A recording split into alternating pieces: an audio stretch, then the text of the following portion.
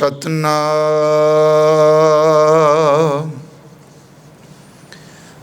ਧੰਨ ਵਾਹਿਗੁਰੂ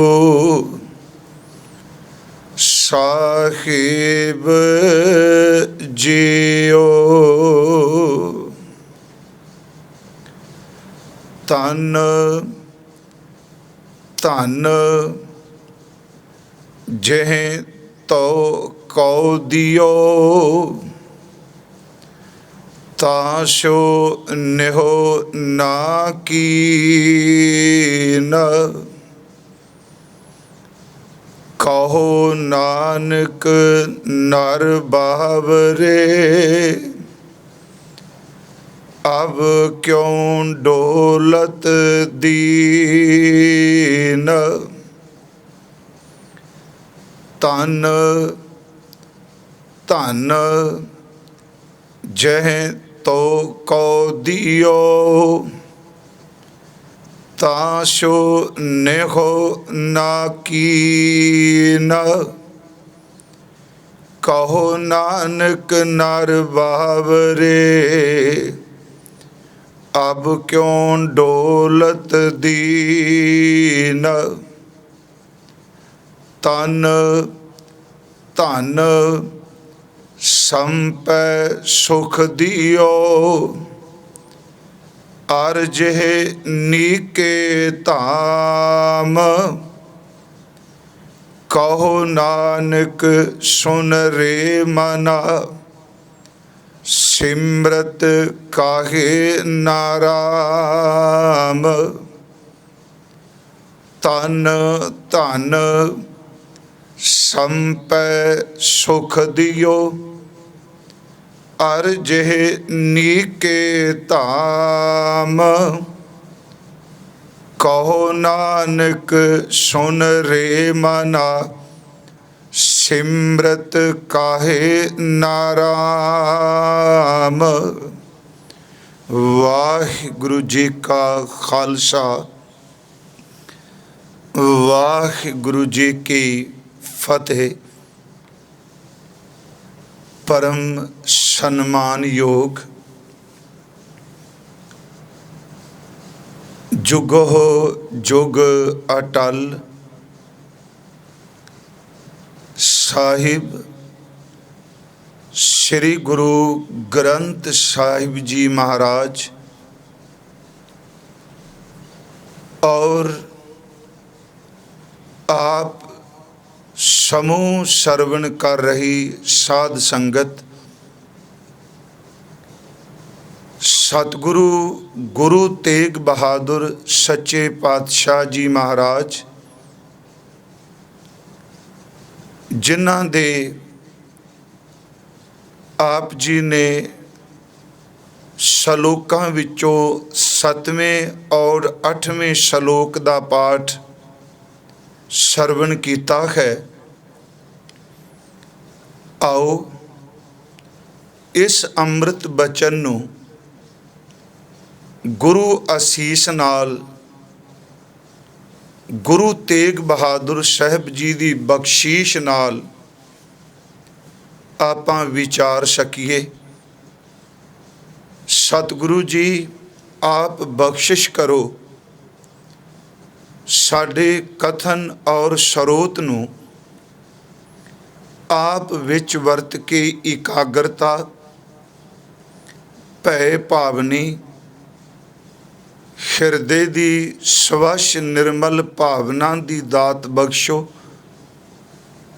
और आप विच वरत के कथा विचार करा लो और सुनने वालियां दे हिरदे नूं भी आप जी शब्द दी बख्शीश करो। साध संगत आओ, आप जितने भी देश प्रदेश विच बैठे इस वक्त हजूर दे इन्हां अमृत बचनां दी विचार सरवण कर लगे हो, आप जी आसीस बख्शो। दास इस करके ये 2-4 मिनट आरंभ विच लैंदा है कि अरदास बख्शीश और आसीस ਇਹਦੇ ਸਾਹਮਣੇ ਧਰਾਤਲ ਦੀ ਦੂਰੀ ਦੀ ਕੋਈ ਅਹਿਮੀਅਤ ਨਹੀਂ ਰਹਿੰਦੀ। ਧੁਰ ਅੰਦਰ ਤੋਂ ਆਪ ਸੰਗਤ ਅਸੀਸ ਬਖਸ਼ੋ ਤਾਂ ਜੋ ਆਪ ਜੀ ਦੀ ਸੇਵਾ ਕਰ ਸਕਾਂ।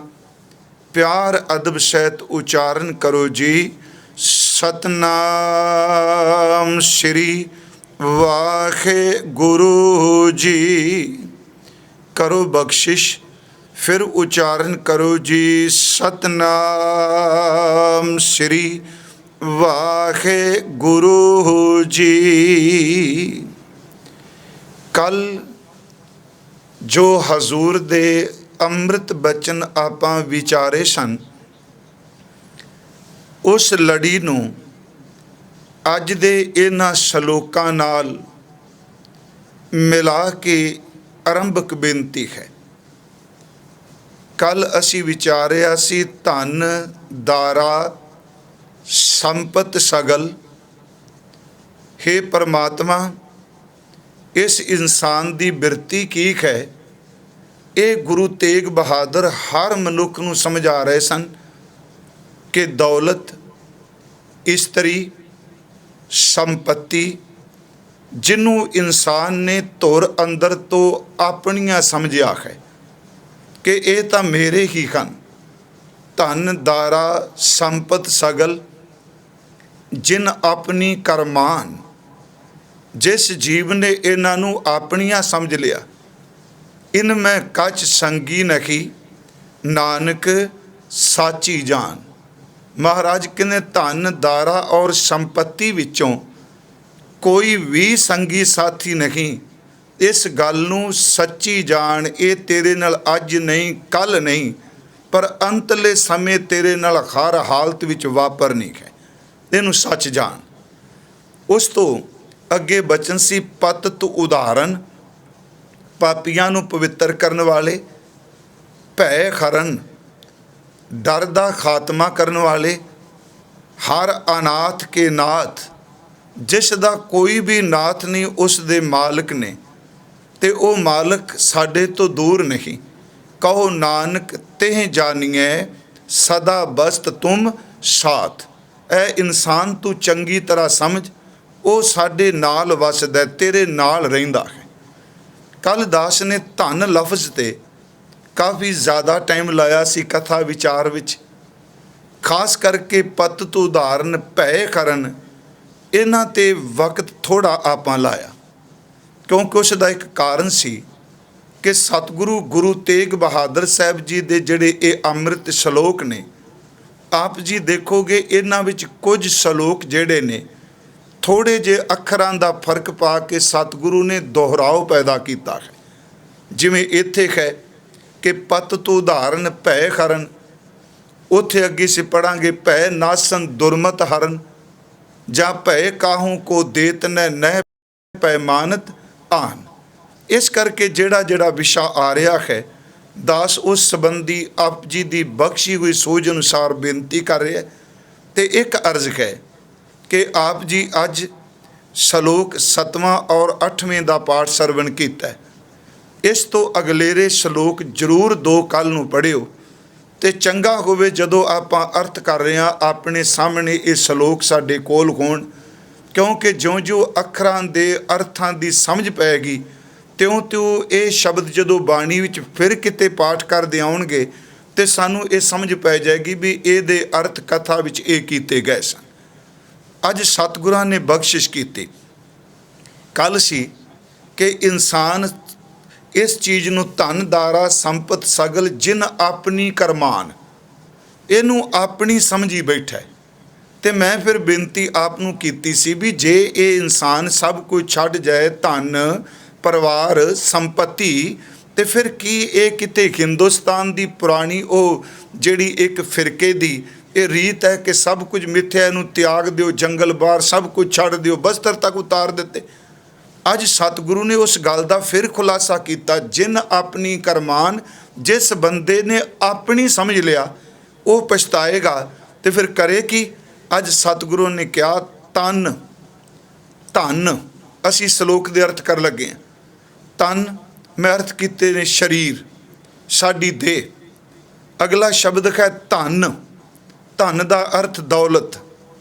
ਜਿਹੇ ਜਿਸ ਪਰਮਾਤਮਾ ਨੇ ਤੋ ਕਉ ਦਿਓ, ਜਿਸ ਪਰਮਾਤਮਾ ਨੇ ਤੈਨੂੰ ਤਨ ਦਿੱਤਾ, ਧਨ ਦਿੱਤਾ, ਮਹਾਰਾਜ ਕਹਿੰਦੇ ਤਾਂ ਸੋ ਨਿਹੋ ਨਾਕੀਨ, ਤਾਂ ਸੋ ਦਾ ਅਰਥ ਉਸ ਨਾਲ।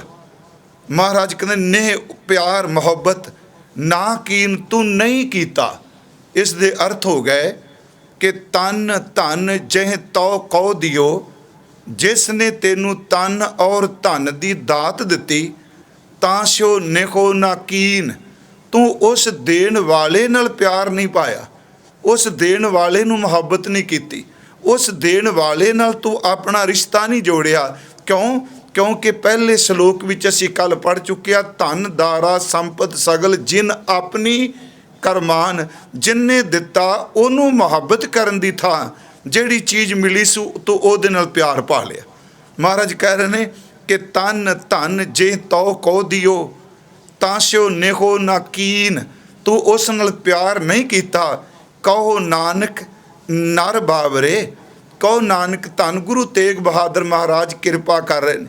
ਨਰ ਦਾ ਅਰਥ ਹੈ ਇਨਸਾਨ, ਬਾਬਰੇ ਦਾ ਅਰਥ ਹੈ ਝੱਲਾ, ਕਮਲਾ ਸ਼ੈਦਾਈ। ਕਹੋ ਨਾਨਕ ਨਰ ਬਾਬਰੇ ਅਬ ਕਿਉਂ ਡੋਲਤ ਦੀਨ, ਇੱਥੇ ਹੁਣ ਤੂੰ ਕਿਉਂ ਝੱਲਾ ਹੋ ਗਿਆ, ਹੁਣ ਤੂੰ ਕਿਉਂ ਡੋਲਣਾ ਪਿਆ। ਇੱਥੇ ਦੀਨ ਲਫ਼ਜ਼ ਦੇ ਅਰਥ ਆਪਾਂ ਕਰਾਂਗੇ ਆਤੁਰ, ਨਿਤਾਣਾ, ਜਿਸ ਕੋਲ ਤਾਕਤ ਕੋਈ ਨਹੀਂ। ਅੱਜ ਬੰਦਿਆ ਦੇਖ ਤੂੰ ਨਿਤਾਣਾ ਹੋ ਕੇ ਬਹਿ ਗਿਆ। ਧਨ ਤੇਰੇ ਕੋਲ, ਤਨ ਤੇਰੇ ਕੋਲ, ਘਰ ਤੇਰੇ ਕੋਲ, ਹਰ ਸੁੱਖ ਦਾ ਸਮਾਨ ਤੇਰੇ ਕੋਲ। ਸੱਚਮੁੱਚ ਅੱਜ ਉਸ ਪਰਮਾਤਮਾ ਦੀ ਖੇਡ ਨੇ ਤੈਨੂੰ ਨਿਤਾਣਾ ਦੀਨ ਬਣਾ ਕੇ ਰੱਖ ਦਿੱਤਾ। ਗੁਰੂ ਤੇਗ ਬਹਾਦਰ ਸਾਹਿਬ ਕਹਿੰਦੇ ਜਿਹੜੀ ਇਹ ਦਾਤ ਉਸ ਪਰਮਾਤਮਾ ਨੇ ਤਨ ਧਨ ਦੀ ਦਿੱਤੀ, ਤੂੰ ਉਹਦੇ ਨਾਲ ਮੁਹੱਬਤ ਕਰਨ ਦੀ ਥਾਂ ਕੇਵਲ ਇਹਨਾਂ ਚੀਜ਼ਾਂ ਵਿੱਚ ਖਚਤ ਹੋ ਗਿਆ। ਅੱਜ ਇਹਨਾਂ ਨੇ ਤੈਨੂੰ ਆਤੁਰ ਕਰ ਦਿੱਤਾ, ਸਿਮਰਨ ਤੋਂ ਬਿਨਾਂ ਤੂੰ ਕਲਪਿਆ ਪਿਆ। ਮਹਾਰਾਜ ਕਹਿ ਰਹੇ ਨੇ ਤਨ ਧਨ ਜੇ ਤਉ ਕਉ ਦਿਓ, ਤਾਂ ਸਿਓ ਨਿਹੋ ਨਾਕੀਨ। ਕਹੋ ਨਾਨਕ ਨਰ ਬਾਬਰੇ ਅਬ ਕਿਉਂ ਡੋਲਤ ਦੀਨ। ਫਿਰ ਇਸੇ ਹੀ ਸ਼ਲੋਕ ਨੂੰ ਅੱਗੇ ਗੁਰੂ ਜੀ ਨੇ ਅਗਲੇ ਸ਼ਲੋਕ ਵਿੱਚ ਕਿਰਪਾ ਕਰ ਦਿੱਤੀ। ਉਸ ਵਿੱਚ ਸ਼ਬਦ ਵਰਤਿਆ ਤਨ ਧਨ, ਇਹਦੇ ਅਰਥ ਪਹਿਲਾਂ ਆ ਚੁੱਕੇ ਨੇ, ਸਰੀਰ ਔਰ ਦੌਲਤ। ਸੰਪੈ, ਸੰਪੈ ਦਾ ਅਰਥ ਵਿਭੂਤੀ, ਐਸ਼ਵਰਜ, ਪਦਾਰਥ, ਜਾਇਦਾਦ, ਭੋਏ ਭਾਂਡਾ, ਜ਼ਮੀਨ, ਪਦਾਰਥ, ਦੁਕਾਨਾਂ, ਫੈਕਟਰੀਆਂ, ਪਲਾਜੇ, ਮਕਾਨ, ਗੱਡੀਆਂ, ਕਾਰਾਂ, ਸਭ ਕੁਝ ਇਹਦੇ 'ਚ ਆ ਜਾਏਗਾ। ਮਹਾਰਾਜ ਕਹਿੰਦੇ ਧਨ ਤਨ ਧਨ ਸੰਪੈ ਸੁੱਖ ਦਿਓ। ਹੁਣ ਇੱਥੇ ਸੁੱਖ ਦਿਓ ਦਾ ਅਰਥ ਹੈ ਬਾਹਰ ਦੇ ਸੰਸਾਰਕ ਸੁੱਖ। ਮਹਾਰਾਜ ਅੱਗੇ ਕਹਿੰਦੇ ਨੇ ਅਰ, ਅਰ ਦਾ ਅਰਥ ਅਤੇ, ਅਰ ਜਿਹ ਨੀਕੇ ਧਾਮ, ਜਿਸ ਨੇ, ਨੀਕੇ ਦਾ ਅਰਥ ਸੋਹਣਾ ਤੇ ਧਾਮ ਦਾ ਅਰਥ ਘਰ। ਮਹਾਰਾਜ ਕਹਿੰਦੇ ਨੇ ਜਿਸ ਨੇ ਤਨ ਦਿੱਤਾ, ਧਨ ਦਿੱਤਾ, ਸੰਪਤੀ ਦਿੱਤੀ ਤੇ ਤੇਰੇ ਰਹਿਣ ਵਾਸਤੇ ਸੋਹਣਾ ਘਰ ਦਿੱਤਾ।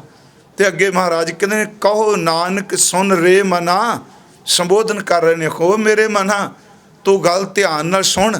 ਸਿਮਰਤ ਕਾਹੇ ਨਾ ਰਾਮ, ਜਿਸ ਨੇ ਤਨ ਧਨ ਸੰਪਤੀ ਸੋਹਣੇ ਵੱਡੇ ਘਰ ਦਿੱਤੇ, ਉਹ ਮੇਰੇ ਮਨਾ ਉਸ ਪਰਮ ਪਿਤਾ ਪਰਮਾਤਮਾ ਦੇਣ ਵਾਲੇ ਨੂੰ, ਜਿਹੜਾ ਰਾਮ ਦਾ ਅਰਥ ਸਾਰੀਆਂ ਥਾਵਾਂ 'ਤੇ ਰਮਿਆ ਹੋਇਆ। ਰਾਮ ਕਾ ਮਤਲਬ ਜੋ ਹਰ ਥਾਂ 'ਤੇ ਰਮਿਆ, ਹਰ ਥਾਂ ਵਿਆਪਕ ਹੈ।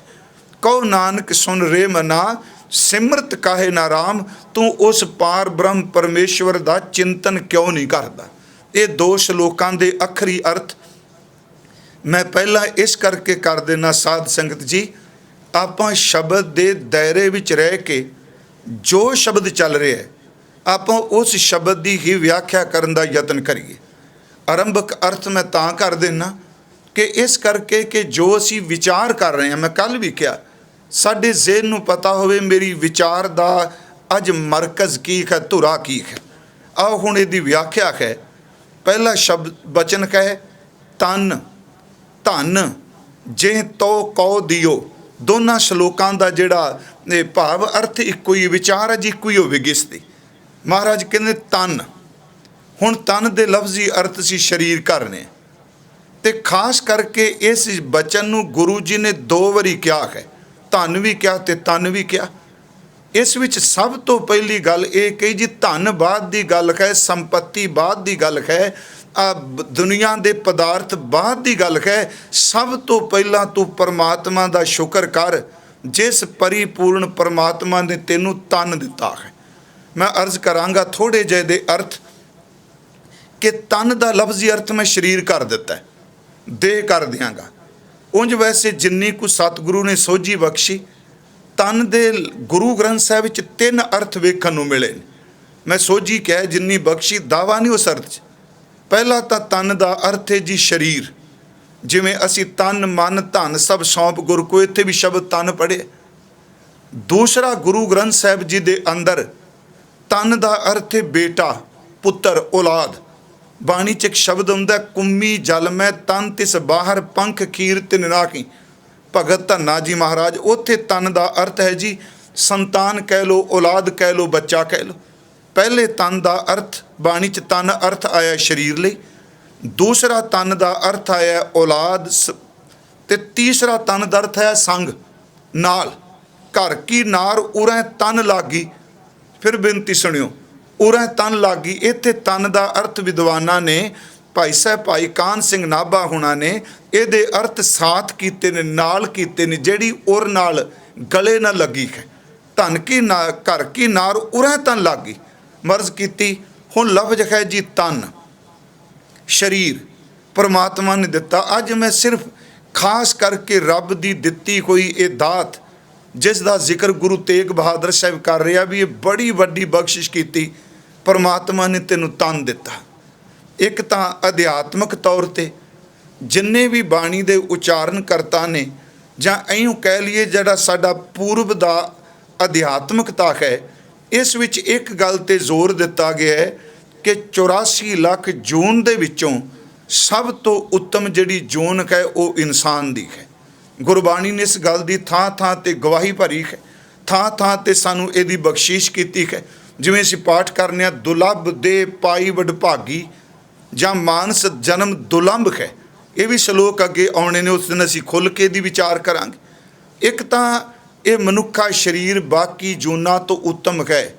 ਇਸ ਧਰਤੀ ਮੈਂ ਤੇਰੀ ਸਕਦਾਰੀ, ਅਵਰ ਜੋਨ ਤੇਰੀ ਪਨਹਾਰੀ। ਗੁਰਬਾਣੀ ਨੇ ਕਿਹਾ ਕਿ ਬਾਕੀ ਜੂਨਾਂ ਤੇਰੀਆਂ ਪਾਣੀਕਾਰ ਨੇ, ਤੇਰੀਆਂ ਗੁਲਾਮ ਨੇ, ਤੂੰ ਸਭ ਦਾ ਸਰਦਾਰ ਹੈ। ਪਰ ਮੈਂ ਬੇਨਤੀ ਜਿਹੜੀ ਕਰ ਲੱਗਾ ਕਿ ਇਹ ਬਖਸ਼ਿਸ਼ ਹੈ ਕਿ ਜਿਹੜੇ ਸਾਨੂੰ ਤਨ ਮਿਲਿਆ।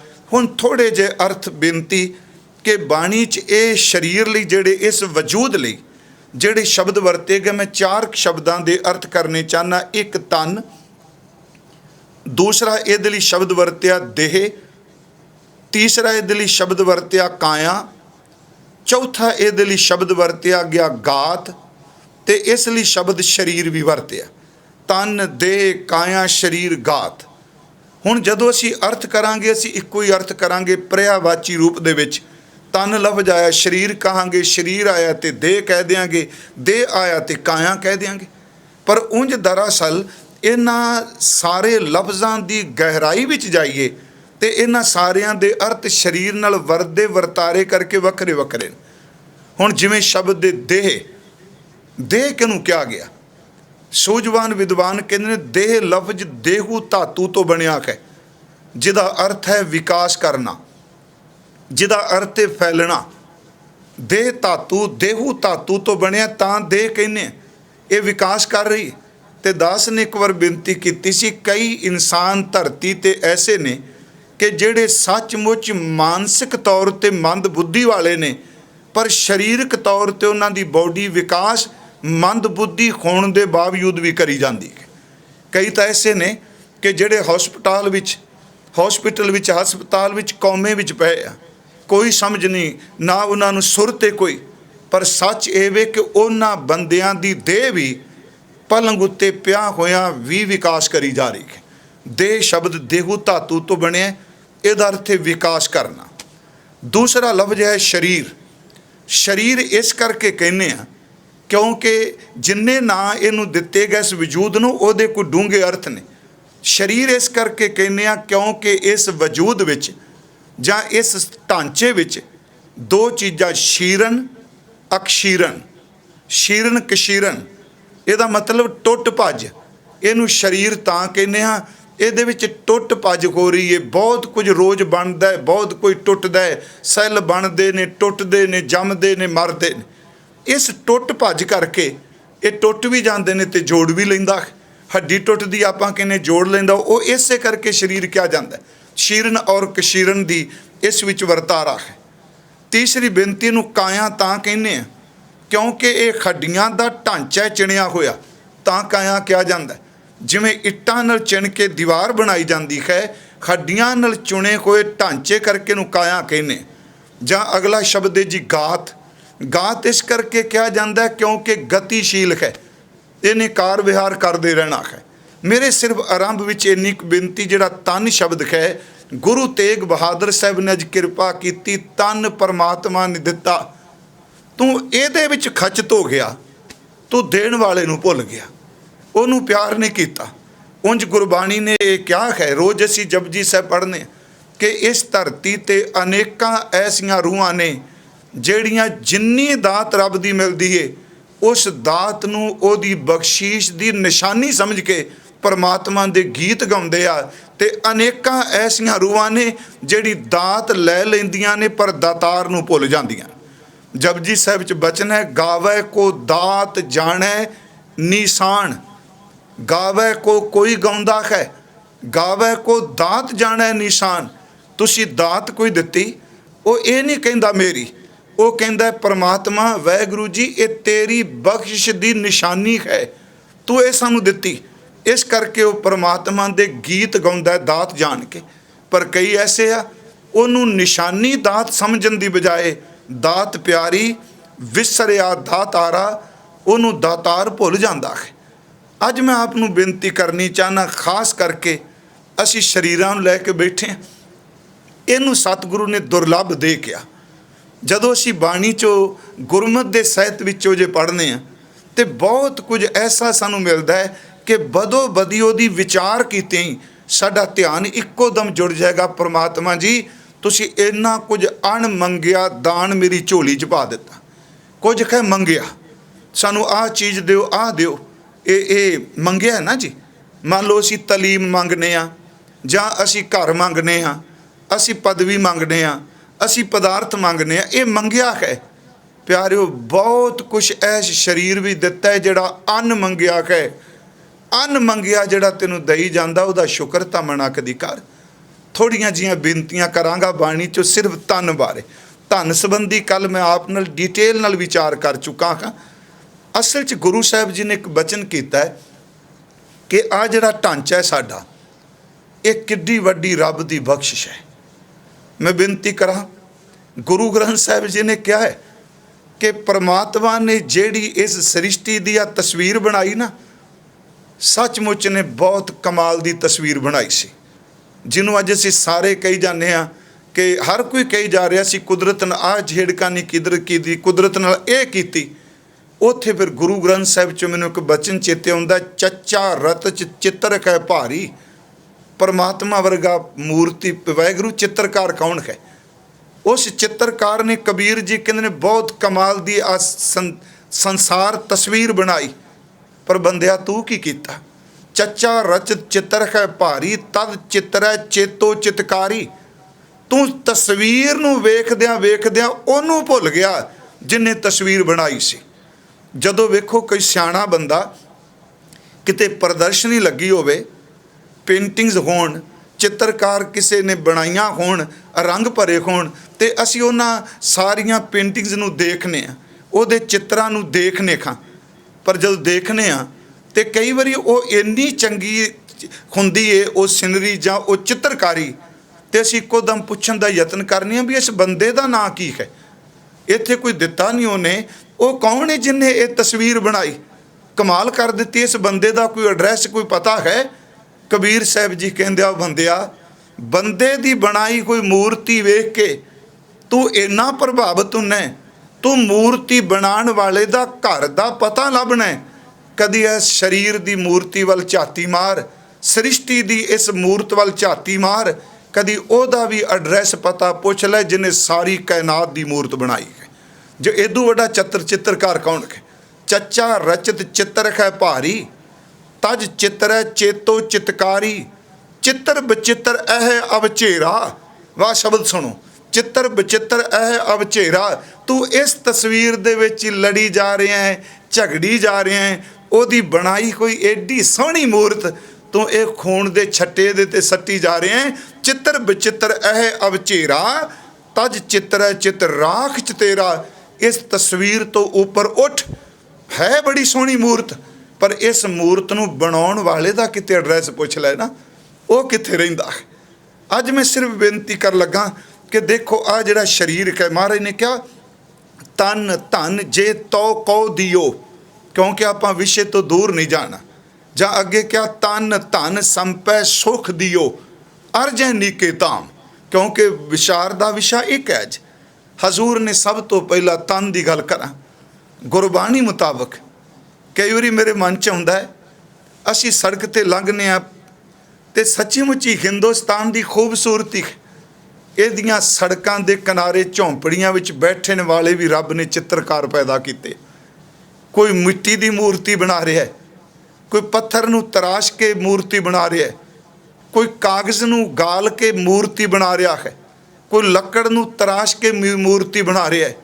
ਯਾਦ ਰੱਖਿਓ, ਇਸ ਦੁਨੀਆ ਵਿੱਚ ਪੱਥਰ ਤਰਾਸ਼ ਕੇ ਮੂਰਤੀਆਂ ਬਣਾਉਣ ਵਾਲੇ ਮਿਲਣਗੇ, ਮਿੱਟੀ ਨੂੰ ਗੋ ਕੇ ਮਿੱਟੀ ਦੀ ਮੂਰਤੀ ਬਣਾਉਣ ਵਾਲੇ ਮਿਲਣਗੇ, ਲੱਕੜ ਦੀ ਮੂਰਤੀ ਬਣਾਉਣ ਵਾਲੇ ਮਿਲਣਗੇ, ਇੱਥੋਂ ਤੱਕ ਕਿ ਕਾਗਜ਼ ਦੀ ਮੂਰਤੀ ਬਣਾਉਣ ਵਾਲੇ ਮਿਲਣਗੇ। ਪਿਆਰਿਓ, ਪਲਾਸਟਿਕ ਦੀ ਮੂਰਤੀ ਬਣਾਉਣ ਵਾਲੇ ਮਿਲਣਗੇ, ਮੈਟਲ ਨੂੰ ਢਾਲ ਕੇ ਤਾਂਬਾ ਸੋਨਾ ਚਾਂਦੀ ਪਿੱਤਲ ਇਹਦੀਆਂ ਮੂਰਤੀਆਂ ਬਣਾਉਣ ਵਾਲੇ ਮਿਲਣਗੇ। ਪਰ ਦੁਨੀਆ ਵਿੱਚ ਇੱਕ ਮੂਰਤੀਕਾਰ ਹੈ ਜਿਨਨੇ ਪਾਣੀ ਨੂੰ ਘੜ ਕੇ ਮੂਰਤੀ ਬਣਾਈ ਹੈ। ਪੱਥਰ ਨੂੰ ਘੜਨ ਵਾਲੇ, ਲੱਕੜਾਂ ਨੂੰ ਘੜਨ ਵਾਲੇ, ਮੈਟਲ ਨੂੰ ਢਾਲਣ ਵਾਲੇ ਮੂਰਤੀਕਾਰ ਬੜੇ ਮਿਲਣਗੇ। ਪਰਮਾਤਮਾ ਉਹ ਮੂਰਤੀਕਾਰ ਹੈ ਜਿਨਨੇ ਸਾਡੀ ਸਾਰਿਆਂ ਦੀ ਮੂਰਤ ਪਾਣੀ ਨੂੰ ਘੜ ਕੇ ਬਣਾਈ ਹੈ। ਗੁਰੂ ਗ੍ਰੰਥ ਸਾਹਿਬ ਵਿੱਚ ਇੱਕ ਬਚਨ ਹੁੰਦਾ ਹੈ, ਇਸ ਪਾਣੀ ਤੇ ਜਿਨ ਤੂੰ ਘੜਿਆ। ਪੱਥਰ ਤੋਂ ਘੜਿਆ ਤਾਂ ਸੁਣਿਆ, ਪਰ ਵਾਹ ਵਾਹਿਗੁਰੂ, ਪਾਣੀ ਚੋਂ ਘੜ ਕੇ ਮੂਰਤੀ ਬਣਾਈ। ਇਸ ਪਾਣੀ ਤੇ ਜਿਨ ਤੂੰ ਘੜਿਆ, ਮਾਟੀ ਕਾਲੇ ਦਿਓਹਰਾ ਕਰਿਆ, ਉਕਤ ਜੋਤ ਲੈ। ਉਸ ਪਰਮਾਤਮਾ ਨੇ ਤੈਨੂੰ ਸਮਝ ਦਿੱਤੀ, ਯੁਕਤੀ ਦਿੱਤੀ, ਤੈਨੂੰ ਅੰਦਰ ਤੇਰੇ ਜੋਤ ਟਿਕਾ ਦਿੱਤੀ। ਪਰਮਾਤਮਾ ਵਰਗਾ ਮੂਰਤੀਕਾਰ ਕੌਣ ਹੈ? ਇੱਕ ਬਚਨ ਇਸ ਵਿਆਖਿਆ ਵਿੱਚ ਸ਼੍ਰੀਮਾਨ ਭਾਈ ਸਾਹਿਬ ਭਾਈ ਗੁਰਦਾਸ ਸਾਹਿਬ ਦਾ ਆਪਾਂ ਲਾਂਗੇ।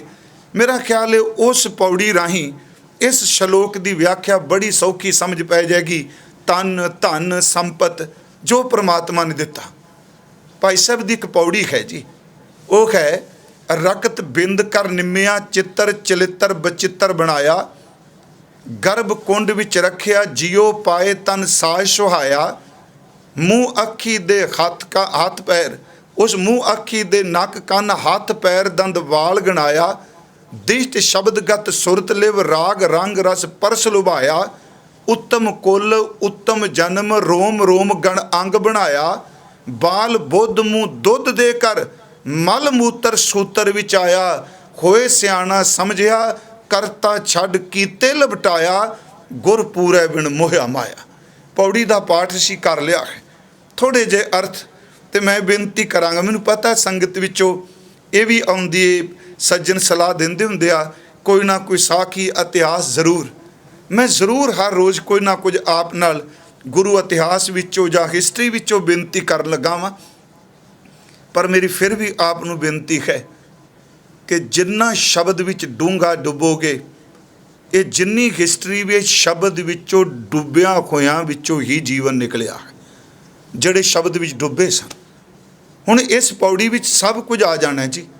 ਭਾਈ ਸਾਹਿਬ ਕਹਿੰਦੇ ਆ ਰਕਤ ਬਿੰਦ ਕਰ ਨਿੰਮਿਆ। ਇਹ ਦੋ ਸ਼ਬਦ ਨੇ, ਰਕਤ ਦਾ ਅਰਥ ਖੂਨ, ਬਿੰਦ ਦਾ ਅਰਥ ਹੈ ਪਿਤਾ ਦਾ ਵੀਰਜ, ਜਿਹਨੂੰ ਬਾਬਾ ਜੀ ਨੇ ਪਾਣੀ ਕਿਹਾ। ਇਹ ਲਫ਼ਜ਼ ਨੂੰ ਝਿਜਕਣਾ ਨਹੀਂ ਕਹਿਣ ਲੱਗਿਆ। ਰਕਤ ਬਿੰਦ ਕਰ ਨਿੰਮਿਆ ਚਿੱਤਰ, ਆਹ ਪਰਮਾਤਮਾ ਨੇ ਖੂਨ ਨਾਲ ਤੇ ਸੱਜਣਾ ਪਾਣੀ ਨੂੰ ਇਕੱਠਿਆਂ ਕਰਕੇ, ਜਿਹਨੂੰ ਗੁਰੂ ਕਹਿੰਦਾ ਹੈ ਪਾਣੀ ਮੈਲਾ ਮਾਟੀ ਗੋਰੀ, ਇਸ ਮਾਟੀ ਕੀ ਪੁੱਤਰੀ ਜੋਰੀ। ਰਕਤ ਬਿੰਦ ਕਰ ਨਿੰਮਿਆ, ਨਿੰਮਿਆਂ ਦਾ ਅਰਥ ਆਪ ਸਾਰੇ ਸਮਝਦੇ ਹੋ, ਨਿੱਕਾ ਜਿਹਾ ਸੈੱਲ ਜਿਹਨੂੰ ਅੱਗੇ ਵਿਕਾਸ ਕਰਨ ਦਾ ਮੌਕਾ ਮਿਲਿਆ। ਰਕਤ ਬਿੰਦ ਕਰ ਨਿੰਮਿਆ ਚਿੱਤਰ ਚਲਿੱਤਰ ਬਚਿੱਤਰ ਬਣਾਇਆ। ਭਾਈ ਸਾਹਿਬ ਕਹਿੰਦੇ ਨੇ ਪਰਮਾਤਮਾ ਤੂੰ ਇਹ ਮਿੱਟੀ ਤੇ ਪਾਣੀ ਨਾਲ, ਖੂਨ ਤੇ ਬਿੰਦ ਨਾਲ ਤੂੰ ਆ ਕੈਸੀ ਖੇਡ ਵਰਤਾ ਦਿੱਤੀ ਕਿ ਚਿੱਤਰ ਬਣਾ ਦਿੱਤਾ ਜਿਹੜਾ ਕਈ ਚਲਿੱਤਰ ਕਰਦਾ ਹੈ ਤੇ ਜਿਹੜਾ ਆਪਣੇ ਆਪ ਵਿੱਚ ਹੀ ਬੜਾ ਹੈਰਾਨੀਜਨਕ ਹੈ। ਰਕਤ ਬਿੰਦ ਕਰ ਨਿੰਮਿਆ ਚਿੱਤਰ ਚਲਿੱਤਰ ਵਿਚਿੱਤਰ ਬਣਾਇਆ। ਹੁਣ ਅਗਲਾ ਬਚਨ ਹੈ ਗਰਭ ਕੁੰਡ ਵਿੱਚ ਰੱਖਿਆ। ਆ ਹੈ ਪ੍ਰਮਾਤਮਾ ਨੂੰ ਸ਼ੁਕਰ ਕਰ ਜਿਨਨੇ ਦੇ ਦਿੱਤੀ। ਗਰਭ ਕੁੰਡ ਮਾਂ ਦੇ ਉਦਰ ਦੇ ਅੱਗ ਦੇ ਕੁੰਡ ਵਿੱਚ जिन्हें तेनू बचा लिया, जिन्हों तेनू रख लिया। और की बात कहाँ कह तो सो पेटी के पट बीच बचावे। गर्भ कुंड विच रखिया जियो पाए। जिस परमात्मा ने उस मां दे पेट दी अग विच तेनू बचा लिया, तेरे अंदर जियो पाया ते जियो दे उत्ते शरीर दा ढांचा बना दिता। ये भी एक बड़ी खूबसूरत परमात्मा दी बख्शिश है। कई बारी मन च आउंदा जियो पहला कि पिंड पहला। आ जिहड़ा असीं शरीर लैके बैठे ये पहला कि जियो पहला। दास ने एक बार कहा सी असीं कोई चीज़ लैन जाइए, पानी लैन जाइए, कहने भांडा पहला लै लो। दुध लैन जाइए बर्तन लै लो। कोई चीज़ लैनी है भांडे का प्रबंध करो। प्यारिओ चेते रखियो कदी पानी विचों भांडा नहीं निकलदा, दुध विचों भांडा नहीं निकलदा। आ जिस भांडे नूं मैं तुसीं लैके बैठे हाँ ये रब ने उस पानी की बूंद विचों भांडा पैदा किया है। इसे नूं गुरु अर्जुन साहब ने कहा जियो पाए पिंड जिन साजिया दिता पहनन खान। बेनती है जी रकत बिंद कर निम्या चित्तर चलित्तर बचित्तर बनाया। गर्भ कुंड विच रखिया जियो पाए तन साज सुहाया। मूँह अखी दे नक कन हथ पैर दंद वाल गणाया। ये शब्द सुनियो मूँह अखी दे नक कन। उन्हें मूँह दिता, उन्हें अखां दित्तियां, उन्हें दंद चबान लई दिते, उन्हें सुगंधी लई नासका दिती, चलण लई पैर दिते, काम कर लई हथ दिते। भाई गुरदास साहब ने जदों अंगां दी गिनती कीती उहदे विच कहंदे ने ओए आ तेरे शरीर मुख ते दाड़ा ते तेरे सिर ते जिहड़े केस रब ने दिते ये भी उस तरह अंग है जिवें तेरे दंद पैर ते हथ ने। भाई साहब दे बचन ने मूँह अखी नक हथ पैर ये सारा कुछ उन्हें दिता, दंद वाल गणाया। अगला बचन जी ये तो आप कहांगे सानू सब नूं पता हथ दिते अखां दित्तियां नक कन दिते ये की गल होई। अगे महाराज भाई साहब कहंदे आ दिष्ट शब्द गत सुरत लिव राग रंग रस परस लुभाया। इस तुक नूं ध्यान नाल सुनियो। उन्हें इकल्ले कन नहीं दिते, इस कन्ना दे सुराख विच उन्हें शब्द सुनने वाली शक्ति टिका दी। उन्हें केवल तुचा नहीं दिती, इस तुचा विच गत गतिशील उन्हें खरकत पैदा कर दी। शब्द दिष्ट गत सुरत लिव उन्हें केवल अखां नहीं दित्तियां, इस चमकदे होए अखां दे विच उन्हें देखण वाली ज्योति टिका दी। महाराज कहंदे शब्द दिष्ट गत सुरत लिव तेनू ओ सुरत दिती, तेनू लिव दिती। दिष्ट शब्दगत सुरत लिव राग रंग ओ तेनू सुन वास्ते कन दिते राग सुन ले, तेनू जेबा दिती रस चखण दे लई, तेनू सुगंधी लई नासका दिती। दिष्ट शब्दगत सुरत लिव राग रंग रस परस लुभाया। तुचा ताकत दिती स्पर्शता दी। प्यारिओ किड्डी वड्डी रब दी दात है। मैं कई बारी सोचना मैनू याद है गुरपुर वासी डॉक्टर जसवंत सिंह जी नेकी उन्होंने मैं अक्सर कोट करना हुन्ना क्योंकि उन्हों की लेखनी विच दम है। उन्होंने एक बार देही दे कंसैप्ट विच देही दे विषय ते एक आर्टिकल लिखिया सी। मैनूं उहदे विच तीन क जिहड़ियां गल्लां ने मैं सिर्फ आप नाल साझियां कर ली भी आपां रब दी दिते कोई तन दी कोई कीमत मोड़ सकने। वो कहंदे सन पैर दे अंगूठे तो लैके सिर दी चोटी तक महीन तो महीन जिहड़ी तेरी नाड़ी है, महीन तो महीन बरीक तो बरीक नाड़ी जे कहंदे ने इहदी लंबाई दा सारी दा वेखीए ते तकरीबन 60,000 माइल्स ये बनेगी जिहड़ी तेरे अंदर निक्की निक्की नाड़ियां तुरियां फिरदियां जिहड़ियां परमात्मा ने गोल मटोल करके तेरे अंदर पहुँचा दित्तियां। मैं उन्हां दे आर्टिकल विचों पढ़िया लंबेरा समा पहला कहंदे 60,000 मील दे करीब ये नाड़ियां ने ते ये खेड देख हर नाड़ी दे विचों खून पहुँचांदा पिया, ऑक्सीजन पहुँचांदा पिया क्योंकि उहदे तो बिना हर अंग दा प्राण काम कर ही नहीं सकदा। अगली गल जिहड़ी उन्हां कही कहन लगे तकरीबन परमात्मा दी खेड 100 गैलन खून दी तेरा दिल जिहड़ा 1 घंटे दे विच पंप करदा है। उन्हें शब्द वरतिया, कहंदे 1 घंटे दे विच कहंदे 1.5 गैलन सारे शरीर च है, 100 गैलन वो वार वार रिपीट करे। ते नाल उन्हें बड़े सोहणे कहा, कहंदे 60-65 वार ये पंप करदा पिया। वो बंदिया ये ओ रब ने अंग दिता है जिहड़ा शुरू तो लैके अंत तक कदी आराम नहीं करदा पिया। ये पार ब्रह्म परमेश्वर दी दात है, इस दा कोई पारावार ही नहीं। मैं बेनती करांगा प्यारो, ये तन बड़ा कीमती है, पर जदों बंदे कोल ये हुंदा है उदों कई वारी इहदी कदर नहीं समझदा। जदों शरीर ढलना शुरू हुंदा है उदों फिर समझ पैंदी है परमात्मा तेरी किड्डी को वड्डी दात है। मैं तां बेनती करां, एक डॉक्टर हुण सवास दिंदे आ, जिन्ने घंटे वो सवास देणगे वो बिल बना के पैसे लैंदे आ। परमात्मा तेरा किन्ना कुछ शुक्र करिए, तू किन्ने सवास सानू करोड़ां अरबां दे फ्री दे दिते। अज ये गल गुरु तेग बहादुर चेते करा रहे। मैं उस विषय ते आवां। मूँह अखी उन्हें नक कन पैदा किया, दिष्ट शब्दगत सुरत लिव राग रंग रस परस लुभाया, उत्तम कुल उत्तम जन्म।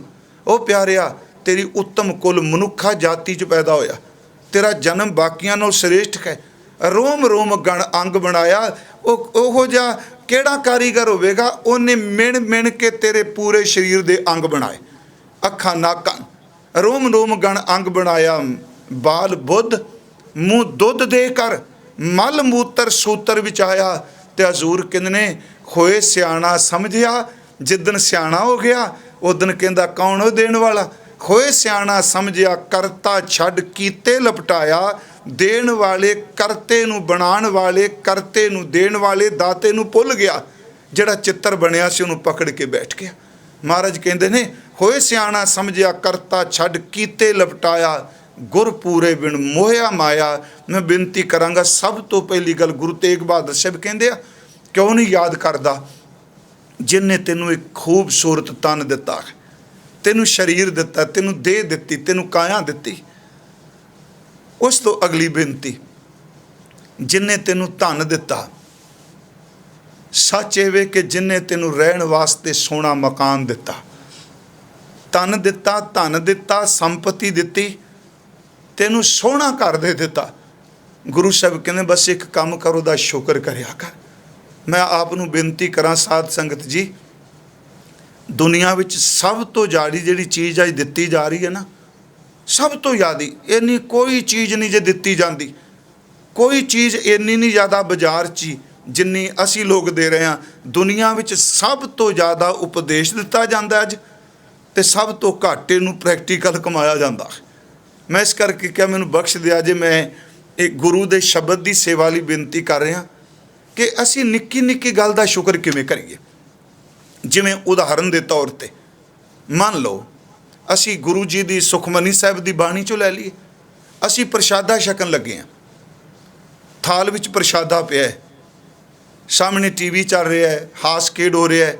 बेनती करा, मैनूं पता है साडे बजुर्ग रोटी खांदियां पहली बुरकी तोड़ के थाली दे एक पासे रख देंदे सन। मैं सोचना वो कर्मकांड नहीं सो सियाणे सन। वो कहंदे सन तू मैनू दित्ती है, मैं अपने खान तो पहला किसी दे भले वास्ते कढ लगा।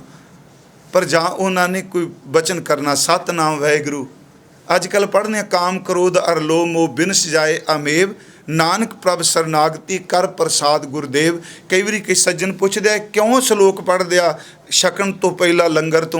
मैं तो सिर्फ इन्नी समझना दाता, ये अन्न पैदा होने तो लैके थाली विच पैन तक किन्नियां हत्थां तो किन्नियां थावां तो आया है। एक किरपा करी इस नूं खा के कोई भी मंद वासना दा फुरना ना मेरे विच उठे। उहदा शुक्र कर ले, वो जिसने दात दिते। जे असीं सुखमनी साहब पढ़ीए बड़ा सोहना शुक्र हो जाता है। जे प्रसाद छत्ती अमृत खाहें, तिस ठाकुर को रख मन माहें। जे प्रसाद बसै सुख मंदर, तिसै ध्याए सदा मन अंदर। जे प्रसाद सुगंध तन लावें, तिसको सिमरत परमगत पावें। जे प्रसाद आभूखन पहरीजै, मन ते सिमरत क्यों आरस कीजै। कमाल कर दित्ती। जे रोटी खान लगे तां चेते कर, जे गहने पान लगे तां चेते कर, जे सच एवे घर च सौन लगे तां चेते कर, जे तू अतर फलेर लान लगदा सुगंधी लान लगा तां चेते कर। गुरु जी कहते शीशे अगे खलोता है, जे प्रसाद तेरा सुंदर रूप सो प्रभ सिमरो सदा अनूप। जे चेहरा तू शीशे विचों देखना ओदा शुक्र कर। इत्थों तक चलो अजकल दान पुण्य दा बहुत चल रहा जी। मैं आपनू बेनती करा, देखो दिखावे मात्र नहीं, वो बहुत सज्जन ने जेड़े इस बीमारी विच इस समय अगे फ्रंट ते खलोते आ। मैं आपनू बेनती करांगा गुरमुखो, गुरु साहब कहंदे आ तू दान पुण्य करके भी आके सिमरन अपने नेम तो वध करया कर, जिस परमात्मा ने तेनू एक करन दी दात बख्शी है। जे प्रसाद करे पुण्य बोदान, मन 8 पैर कर तिसका ध्यान। उसका ध्यान रख जिन्हें तेनू ये दात दिती। बेनती करा ऐसी भावना वाली भी होए। अज मेरे मन से जिन्हें घर दिता ਇਹਦੇ शुक्र वजों किवें। सतगुरु गुरु तेग बहादुर सच्चे पातशाह जिन्हां दा असीं जिक्र रोज़ करने पे आ, धर्म दी चादर पर्दे ढकण वाला सतगुरु गुरु नानक साहब जी तो बाद गुरु हरगोबिंद साहब ज़्यादा बाहर गए आ जी, पर गुरु नानक साहब जिन्हां ते नहीं। ते गुरु हरगोबिंद साहब तो बाद पूर्व की जिहड़ी यात्रा है वो धन गुरु तेग बहादुर साहब जी ने काफ़ी लंबेरी की है। महाराज सच्चे पातशाह जदों ये गए आ बिहार वाले पासे, मैं आपनों एक घटना सुना लगा। जिस परमात्मा ने घर दिता है ਉਹਦਾ शुक्र कर, क्योंकि साखी संगत के कहन ते कि सच्चे पातशाह गुरु तेग बहादुर साहब जाते आ तो ये गल नूं याद च रखीए कि गुरु साहब जी नूं जदों अंदर शुद्ध भावना दर ते कोई छल कोई कपट विखावा नहीं, प्रेम शायद किते भी याद करता है, गुरु तेग बहादुर सच्चा पातशाह उत्ते अपनी रहमत वरतांदा है। गुरु गोबिंद सिंह जी दे बचन कि तेग बहादुर सिमरे घर नौनिध आवै ताए, उन्हां नूं चेते करिए घर नौनिध आवै ताए। ते महाराज कहंदे आ सब थाई होए सहाए, वो सारियां थावां ते आप मददगार हुंदे आ। कई वारी सिखां दी भावना हुंदी, बड़ियां साखियां ऐसियां ने कि महाराज जे तुसी आ सानू वस्तु मिल गई ना तो सब तो पहला तेरी असीस लैनी है। बिहार दे विच एक नगर है ससराम, गुरु तेग बहादुर साहब महाराज उत्थे गए आ। बड़ी भावना वाली ये घटना है। उत्थे एक गुरु साहब जी का प्यारा सिख सी जिहदा नाम सी भाई फग्गो। उंज इतिहास विच इहनूं अदब सहित उन्हां नूं सारी संगत चाचा फग्गो कहिंदी सी। बाणी दा रसिया सी, नाम भजन बंदगी जुड़ी हुई आत्मा सी। ते एक काम करदे सन, लोकां दे घरां भी जाके ਜਿਹੜੇ सिख सन उन्हां ने कार भेटा तसवंत दी माया इकट्ठी करनी, गुरु दरबार विच हुंडी करके भेजदे ने, जिवें अजकल चैक ड्राफ्ट आपां कहने।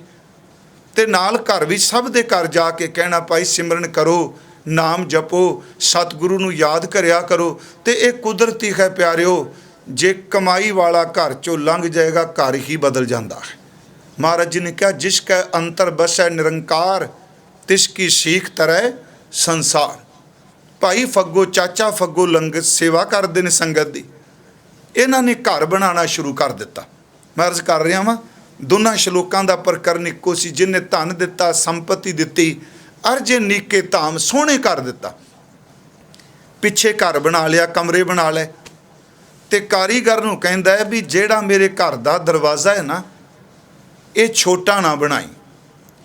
कारीगर कहंदा जी दसो जिहड़ा मेन गेट मेन दरवाज़ा, कहंदा जी किन्ना उच्चा, कहंदा इन्ना कुछ उच्चा बनाई कि घोड़े ते चढ़िया होया शरीर अंदर आ सके।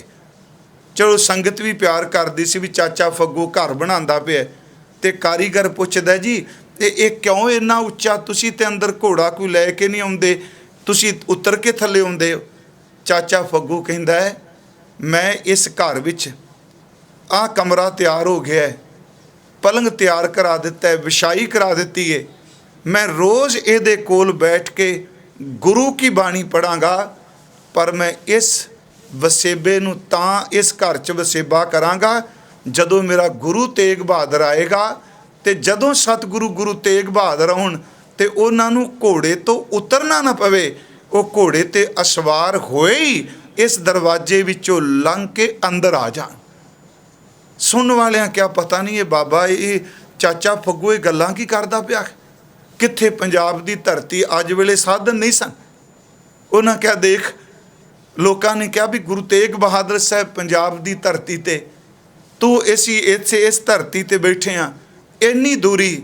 ਉਹ ਕਹਿੰਦੇ ਨੇ ਸੁਰਤ ਦੀਆਂ ਕੋਈ ਦੂਰੀਆਂ ਨਹੀਂ ਹੁੰਦੀਆਂ, ਜਦੋਂ ਭਾਵਨਾ ਸਹਿਤ ਯਾਦ ਕਰੀਏ ਸੱਚ ਇਹ ਵੇ ਗੁਰੂ ਕਰੋੜਾਂ ਕੋ ਵੀ ਪੈਂਡਾ ਕਰਕੇ ਪਹੁੰਚ ਜਾਂਦਾ ਹੈ। ਉਹਨਾਂ ਪੁੱਛਿਆ ਜੀ ਕਿਵੇਂ? ਉਹ ਕਹਿੰਦੇ ਨੇ ਸਾਨੂੰ ਭਾਈ ਜੀ ਦੇ ਬਚਨ ਚੇਤੇ ਨੇ, ਚਰਨ ਸ਼ਰਨ ਗੁਰ ਏਕ ਪੈਂਡਾ ਜਾਏ, ਚੱਲ ਸਤਿਗੁਰੂ ਕੋਟ ਪੈਂਡਾ ਆਗੇ ਹੋਏ ਲੇਤ ਹੈ। ਸਤਿਗੁਰੂ ਸੁਰਤ ਕਰਕੇ ਵੀ ਕਰੋੜਾਂ ਪੈਂਡੇ। ਕਾਰੀਗਰ ਨੇ ਘਰ ਬਣਾ ਦਿੱਤਾ, ਸੱਚੀ ਮੁੱਚੀ ਉਹਨੇ ਦਰਵਾਜ਼ਾ ਬਹੁਤ ਖੁੱਲ੍ਹਾ ਰੱਖਿਆ, ਉੱਚਾ ਰੱਖਿਆ ਤੇ ਅੰਦਰ ਕਮਰੇ ਦੇ ਪਲੰਗ ਵਿਛਾ ਦਿੱਤਾ।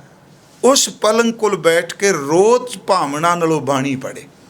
ਉਹਨੇ ਰੋਜ਼ ਸਿਮਰਨ ਕਰਨਾ ਤੇ ਨਾਲ ਅਰਦਾਸ ਕਰਨੀ, ਸੱਚੇ ਪਾਤਸ਼ਾਹ ਤੁਸੀਂ ਕਿਰਪਾ ਕਰੋ, ਮੇਰੇ ਇਸ ਗ੍ਰਹਿ ਵਿੱਚ ਆਪਣੇ ਮੁਬਾਰਕ ਚਰਨ ਪਾਓ, ਮੇਰੇ ਘਰ 'ਚ ਆਓ। ਹਜ਼ੂਰ ਸੱਚੇ ਪਾਤਸ਼ਾਹ ਉਹਨਾਂ ਨੇ ਧੁਰ ਅੰਦਰ ਉਸ ਦੀ ਬੇਨਤੀ ਸਵੀਕਾਰ ਹੋ ਗਈ। ਮਹਾਰਾਜ ਜਦੋਂ ਕਾਂਸ਼ੀ ਪਹੁੰਚੇ ਗੁਰੂ ਤੇਗ ਬਹਾਦਰ ਸੱਚੇ ਪਾਤਸ਼ਾਹ, ਉਸ ਤੋਂ ਅੱਗੇ ਫਿਰ ਸਸਰਾਮ ਨੂੰ ਗਏ ਆ। ਇਤਿਹਾਸ ਕਹਿੰਦਾ ਜਦੋਂ ਇਸ ਨਗਰ ਦੇ ਨਜ਼ਦੀਕ ਗੁਰਦੇਵ ਪਹੁੰਚਦੇ ਆ ਤੇ ਸੰਗਤ ਬਾਕੀ ਨੂੰ ਇਹ ਸ਼ਬਦ ਕਹਿ ਦਿੱਤੇ ਕਿ ਆਪ ਜੀ ਐਸਤਾ ਪਿੱਛੇ ਆਓ, ਅਸੀਂ ਜਲਦੀ ਨਾਲ ਪਹੁੰਚਣਾ ਹੈ। ਪਿਆਰਿਓ, ਚਾਚਾ ਫੱਗੂ ਘਰ ਬਣਾਈ ਬੈਠਾ, ਦਰਵਾਜ਼ਾ ਕਿਵਾੜ ਦੀਵਾਰ ਵੀ ਦੁਬਾਰਾ ਬਹੁਤ ਖੁੱਲ੍ਹਾ ਬਣਾਇਆ ਤੇ ਨਾਲ ਉਹ ਕਹਿੰਦਾ ਸੀ ਕਿ ਦਰਵਾਜ਼ੇ ਖੁੱਲ੍ਹੇ ਹੋਣ ਤੇ ਗੁਰੂ ਆਪਣੇ ਆਪ ਆ ਜਾਂਦਾ ਹੈ।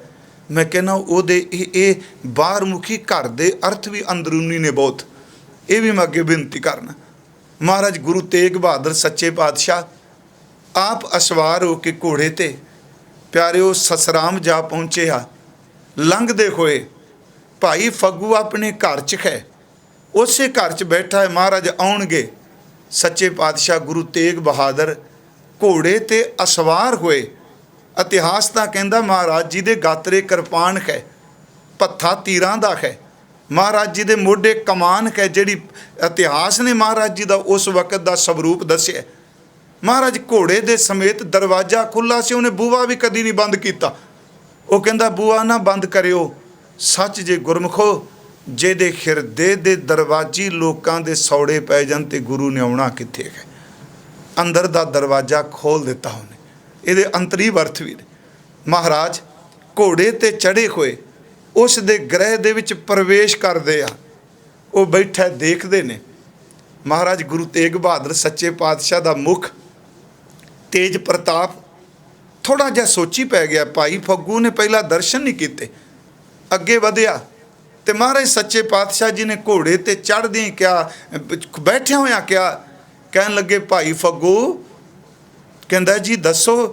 ਕਹਿਣ ਲੱਗੇ ਤੂੰ ਤਾਂ ਸਾਨੂੰ ਕਿੰਨਿਆਂ ਕੋਹਾਂ ਤੋਂ, ਸਾਨੂੰ ਸੈਂਕੜੇ ਕੋਹਾਂ ਤੋਂ ਧੂ ਪਾ ਕੇ ਲਿਆਇਆ ਤੇ ਉਹ ਤੂੰ ਦੂਰ ਖਲੋਤਾ ਹੈ। ਅੰਦਰੋਂ ਆਵਾਜ਼ ਆਈ ਗੁਰੂ ਤੇਗ ਬਹਾਦਰ ਸੱਚਾ ਪਾਤਸ਼ਾਹ ਕਹਿਣ ਲੱਗੇ ਤੂੰ ਦਰਵਾਜ਼ਾ ਵੱਡਾ ਬਣਾਇਆ, ਅੰਦਰ ਪਲੰਗ ਡਾਇਆ, ਅਸੀਂ ਤੇਰੀ ਭਾਵਨਾ ਨੂੰ ਪੂਰੀ ਕਰਨ ਆਏ ਹਾਂ। ਪਿਆਰਿਓ, ਚਾਚਾ ਫੱਗੂ ਦੌੜ ਕੇ ਗੁਰੂ ਤੇਗ ਬਹਾਦਰ ਜੀ ਦੇ ਚਰਨਾਂ ਤੇ ਮੱਥਾ ਟੇਕਿਆ। ਹਜ਼ੂਰ ਦੇ ਚਰਨ ਰਕਾਬ ਸਨ। ਮੱਥਾ ਟੇਕਿਆ, ਮਹਾਰਾਜ ਥੱਲੇ ਉਤਰੇ, ਅੰਦਰ ਲੈ ਗਿਆ। ਬੋਲ ਨਹੀਂ ਸੀ ਕੁਛ ਰਿਹਾ।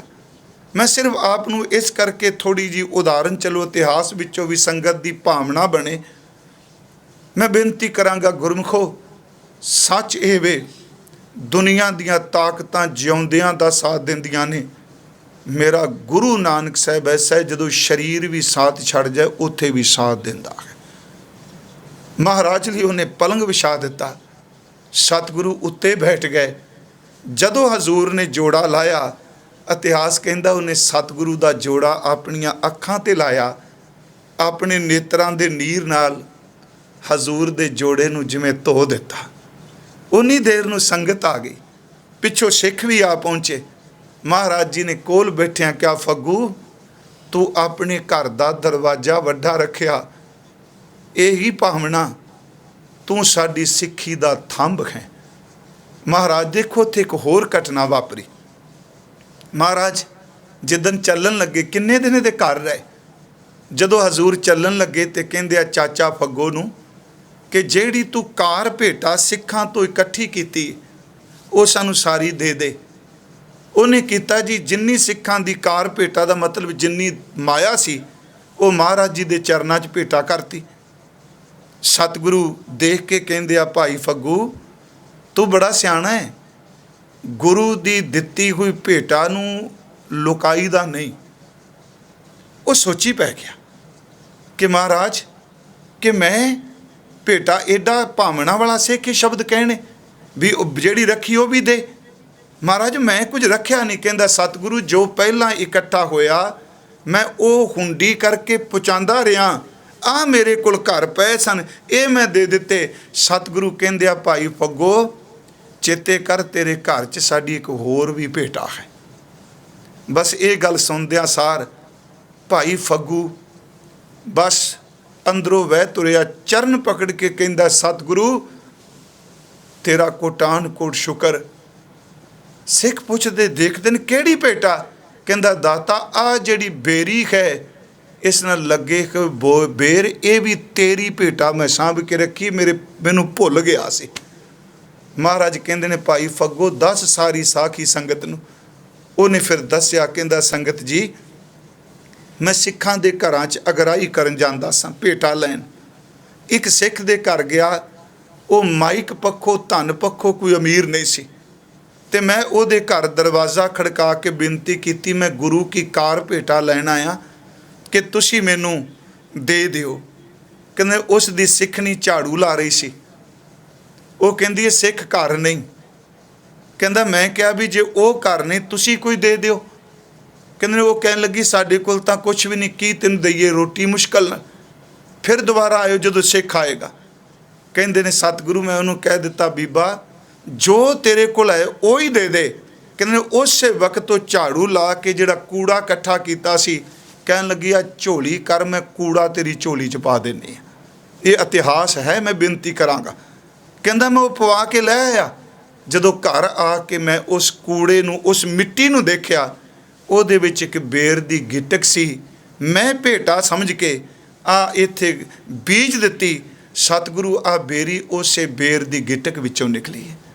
ਮੈਂ ਆਪ ਨੂੰ ਬੇਨਤੀ ਕਰਾਂ ਪਿਆਰਿਓ, ਕੇਵਲ ਉੱਚੇ ਘਰ 'ਚ ਨਹੀਂ ਸ਼ੁਕਰ ਕਰਨ ਦੀ ਬਿਰਤੀ ਹੋਵੇ। ਇੱਕ ਬੇਰ ਵੀ ਗੁਰੂ ਤੇਗ ਬਹਾਦਰ ਦੇ ਘਰ 'ਚ ਪ੍ਰਵਾਨ ਹੈ।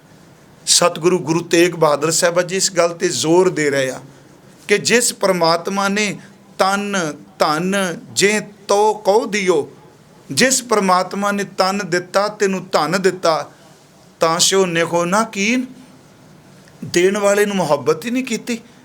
ਮਹਾਰਾਜ ਕਹਿੰਦੇ ਆ ਕਹੋ ਨਾਨਕ ਨਰ ਬਾਵਰੇ ਉਹ ਝੱਲੇ ਬੰਦਿਆ ਅਬ ਕਿਉਂ ਡੋਲਤ ਦੀਨ। ਮੈਂ ਦੀਨ ਦੇ ਅਰਥ ਕੀਤੇ ਆ, ਦੀਨ ਦਾ ਅਰਥ ਗਰੀਬ ਵੀ ਹੈ, ਦੀਨ ਦਾ ਅਰਥ ਧਰਮ ਵੀ ਹੈ। ਇੱਥੇ ਦੀਨ ਦਾ ਅਰਥ ਆਤੁਰ ਨਿਤਾਣਾ ਹੋ ਜਾਣਾ। ਕਹਿੰਦੇ ਉਹਨੂੰ ਤੂੰ ਮੁਹੱਬਤ ਨਹੀਂ ਕੀਤੀ ਜਿਹਨੂੰ ਤੂੰ ਮੁਹੱਬਤ ਕਰਦਾ ਰਿਹਾ, ਤਨ ਨੂੰ ਧਨ ਨੂੰ ਸੰਪਤੀ ਨੂੰ, ਉਹ ਹੁਣ ਜਾਂਦੀ ਦਿਸਦੀ ਪਈ ਹੈ। ਜੇ ਸਿਮਰਨ ਕੀਤਾ ਹੁੰਦਾ ਤੂੰ ਅੱਜ ਆਤੁਰ ਨਾ ਹੁੰਦਾ, ਜੇ ਸਿਮਰਨ ਕੀਤਾ ਹੁੰਦਾ ਅੱਜ ਤੂੰ ਨਿਤਾਣਾ ਨਾ ਹੁੰਦਾ। ਜੇ ਸਿਮਰਨ ਕਰੇ ਤੇ ਤੇਰਾ ਅੰਦਰ ਡੋਲੇ ਨਾ। ਹੁਣ ਤੂੰ ਕਿਉਂ ਡੋਲ ਰਿਹਾ ਹੈ, ਕਿਉਂ ਆਤੁਰ ਹੋਇਆ ਹੈ? ਉਸ ਪਰਮਾਤਮਾ ਨੇ ਜਿਹਨੂੰ ਤੈਨੂੰ ਇਹ ਦਾਤਾਂ ਦਿੱਤੀਆਂ। ਧੰਨ ਗੁਰੂ ਗੋਬਿੰਦ ਸਿੰਘ ਜੀ ਦਾ ਇੱਕ ਬਚਨ ਹੈ, ਕਹਿੰਦੇ ਨੇ ਭਾਈ ਸਿੱਖੋ ਕੋਈ ਵਸਤੂ ਵੀ ਮਿਲਦੀ ਹੈ ਉਸ ਵਸਤੂ ਨੂੰ ਗੁਰੂ ਦੀ ਦਿੱਤੀ ਹੋਈ ਦਾਤ ਜਾਣ ਕੇ ਸ਼ੁਕਰ ਦੀ ਅਰਦਾਸ ਕਰੋ। ਮਹਾਰਾਜ ਜੀ ਦਾ ਇੱਕ ਬਚਨ ਹੈ ਰਹਿਤਨਾਮਿਆਂ 'ਚ, ਧਨ ਕੀਰਤ ਸੁਖ ਰਾਜ ਵਡਾਈ, ਦੌਲਤ ਸ਼ੌਹਰਤ ਵਡਿਆਈ। ਧਨ ਕੀਰਤ ਸੁਖ ਰਾਜ ਵਡਾਈ, ਜੁਵਤੀ ਬੇਟੀ ਮੁਟਿਆਰ, ਸੁੱਤ ਪੁੱਤਰ, ਵਿਦਿਆ ਬਹੁ ਭਾਈ। ਜਿੰਨਾ ਮਰਜੀ ਤੂੰ ਵਿਦਵਾਨ ਹੋਵੇਂ, ਦੌਲਤ ਹੋਵੇ, ਪ੍ਰਭਤਾ ਹੋਵੇ, ਪਦਵੀ ਹੋਵੇ, ਬੱਚੇ ਹੋਣ, ਧਨ ਹੋਵੇ। ਮਹਾਰਾਜ ਗੁਰੂ ਗੋਬਿੰਦ ਸਿੰਘ ਕਹਿੰਦੇ ਆ ਧਨ ਕੀਰਤ ਸੁਖ ਰਾਜ ਵਡਾਈ, ਜੁਵਤੀ ਸੁੱਤ ਵਿਦਿਆ ਬਹੁ ਭਾਈ। ਇਹ ਸਭ ਦਾਤ ਗੁਰੂ ਕੀ ਜਾਣੈ, ਜਾਂ ਤੇ ਨੈ ਅਭਿਮਾਨੈ ਠਾਨੈ। ਇਹ ਸਾਰੀਆਂ ਦਾਤਾਂ ਪਰਮਾਤਮਾ ਦੀਆਂ ਨੇ। ਗੁਰੂ ਤੇਗ ਬਹਾਦਰ ਕਹਿੰਦੇ ਨੇ ਕਿਉਂ ਬੰਦਾ ਆਤੁਰ ਹੁੰਦਾ ਹੈ? ਕਿਉਂਕਿ ਜਿਨਨੇ ਦਿੱਤਾ ਉਹਨੂੰ ਮੁਹੱਬਤ ਨਹੀਂ ਕੀਤੀ। ਸ਼ੇਕਸਪੀਅਰ ਇਹ ਗੱਲ ਕਹਿੰਦਾ, ਉਹ ਕਹਿੰਦਾ ਬੰਦੇ ਦਾ ਸੁਭਾਅ ਹੈ ਜਦੋਂ ਇਹ ਛੱਤ ਤੇ ਚੜ੍ਹਨ ਲੱਗਦਾ ਹੈ, ਪੌੜੀ ਦੇ ਇੱਕ ਇੱਕ ਡੰਡੇ ਤੇ ਆਪਣਾ ਹੱਥ ਰੱਖਦਾ, ਪੈਰ ਰੱਖਦਾ ਹੈ, ਤੇ ਜਦੋਂ ਛੱਤ ਤੇ ਪਹੁੰਚ ਜਾਂਦਾ ਸਭ ਤੋਂ ਪਹਿਲਾਂ ਉਸ ਪੌੜੀ ਵੱਲ ਪਿੱਠ ਕਰ ਲੈਂਦਾ ਹੈ। ਮਹਾਰਾਜ ਕਹਿੰਦੇ ਨਹੀਂ, ਤਨ ਧਨ ਜੇ ਤੋ ਕਹੋ ਦਿਓ ਤਾਂ ਸਿਓ ਨਿਖੋ ਨਾਕੀਨ, ਕਹੋ ਨਾਨਕ ਨਰ ਬਾਬਰੇ ਅਬ ਕਿਉਂ ਡੋਲਤ ਦੀਨ। ਕਿਉਂ ਆਤਰ ਹੋ ਗਏ? ਹੁਣ ਅਗਲਾ ਬਚਨ, ਤਨ ਧਨ ਸੰਪੈ, ਜਿਹਨੇ ਸਰੀਰ ਦਿੱਤਾ, ਧਨ ਦਿੱਤਾ, ਸੰਪत्ति ਦਿੱਤੀ, ਸਭ ਕੁਝ ਤੈਨੂੰ ਦਿੱਤਾ। ਮਹਾਰਾਜ ਨੇ ਕਿਹਾ ਸਭ ਜੀਓ ਪਿੰਡ ਮੁਖ ਨੱਕ ਦਿਆ, ਵਰਤਨ ਕੋ ਪਾਣੀ ਅੰਨ ਖਾਣਾ ਕੱਪੜ ਪਹਿਨਣ ਦਿਆ, ਰਸ ਅੰਨ ਭੋਗਾਣੀ, ਜਿਨ ਦੀਏ ਸੋ ਚੇਤਨਾ ਆਵੀ ਪਸ਼ੂ ਹੌਂਕਰ ਜਾਣੀ। ਜਿਹਨੇ ਸਾਰੀਆਂ ਤੈਨੂੰ ਇਹ ਦਾਤਾਂ ਦਿੱਤੀਆਂ, ਤਨ ਧਨ ਸੰਪੈ ਸੁਖ ਦਿਓ, ਅਰਜੇ ਨੀਕੇ ਧਾਮ, ਜਿਹਨੇ ਤੈਨੂੰ ਬੜੇ ਸੋਹਣਾ ਘਰ ਦਿੱਤਾ। ਮੈਂ ਤਾਂ ਕਈ ਵਾਰੀ ਬੇਨਤੀ ਕਰਨਾ ਕਿ ਗੁਰੂ ਗ੍ਰੰਥ ਸਾਹਿਬ ਦਾ ਜਿਹੜੇ ਸੱਜਣ ਪਾਠ ਕਰਦੇ ਆ, ਮੈਂ ਜਿੱਦਣ ਕਥਾ ਆਰੰਭ ਕੀਤੀ ਉਦਣ ਵੀ ਬੇਨਤੀ ਕੀਤੀ ਸੀ, ਉਹ ਪਿਆਰਿਓ ਘਰਾਂ 'ਚ ਬੈਠੇ ਹੋ, ਯਤਨ ਕਰੀਏ ਆਪਾਂ ਸਾਰੇ ਘੱਟੋ ਘੱਟ ਇਹਨਾਂ ਦਿਨਾਂ 'ਚ ਗੁਰੂ ਗ੍ਰੰਥ ਸਾਹਿਬ ਦਾ ਪਾਠ ਕਰੀਏ ਤੇ ਸੁਣੀਏ। ਗੁਰੂ ਗ੍ਰੰਥ ਸਾਹਿਬ ਦਾ ਪਹਿਲਾ ਸ਼ਬਦ ਹੈ ਨੀਕੇ ਧਾਮ। ਮਹਾਰਾਜ ਗੁਰੂ ਨਾਨਕ ਸਾਹਿਬ ਕਹਿੰਦੇ ਨੇ ਪ੍ਰਮਾਤਮਾ ਸ੍ਰੀ ਰਾਗ ਦਾ ਪਹਿਲਾ ਸ਼ਬਦ, ਪਹਿਲਾ ਪਦਾ ਹੈ ਮੋਤੀ ਤਾਂ ਮੰਦਰ ਉਸਰੈ, ਰਤਨੀ ਤਾਂ ਖੋਹੇ ਜੜਾਓ, ਕਸਤੂਰ ਕੁੰਗੂ ਅਗਰ ਚੰਦਨ ਲੀ ਪਾਵੈ ਚਾਓ। ਮੋਤੀਆਂ ਦੇ ਘਰ ਕੋਣ, ਚੰਦਨ ਦਾ ਲੇਪਣ ਹੋਵੇ, ਸੁਗੰਧੀ ਹੋਵੇ, ਸੱਚ ਇਹ ਰਤਨ ਜੜੇ ਕੋਣ। ਮੋਤੀ ਤਾਂ ਮੰਦਰ ਉਸਰੈ, ਰਤਨੀ ਤਾਂ ਖੋਹੇ ਜੜਾਓ, ਕਸਤੂਰ ਕੁੰਗੂ ਅਗਰ ਚੰਦਨ ਲੀਪ ਆਵੈ ਚਾਓ, ਪਰ ਇੱਕ ਕਿਰਪਾ ਕਰੀ ਮਤ ਦੇਖ ਭੂਲਾਂ, ਵੀਸਰੈ ਤੇਰਾ ਚੇਤਨਾ ਆਵੈ ਨਾਉ।